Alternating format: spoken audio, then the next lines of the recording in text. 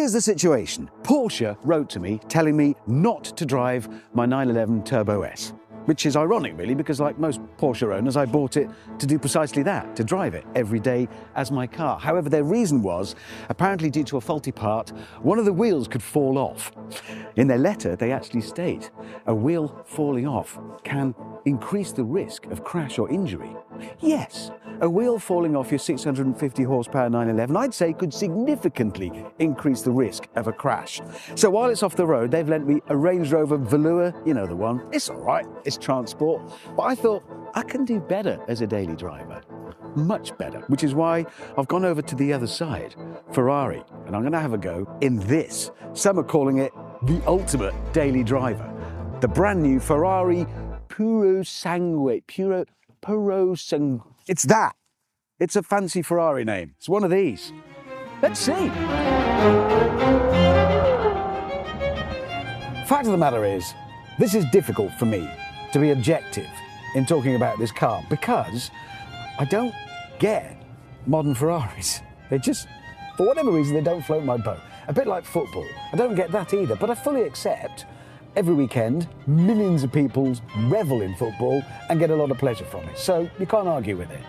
For some people, this is an absolute dream. So I'm going to try and bear that in mind. No, I'm not. I'm going to give you my opinion. I don't see the point.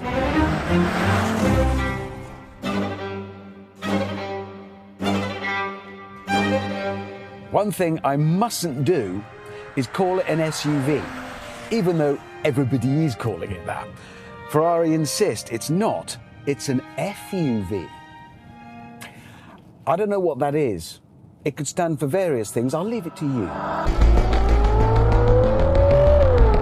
What have we got then? A 6.5 litre V12 up front, putting out over 700 horsepower, 0 to 60, 3.3 seconds.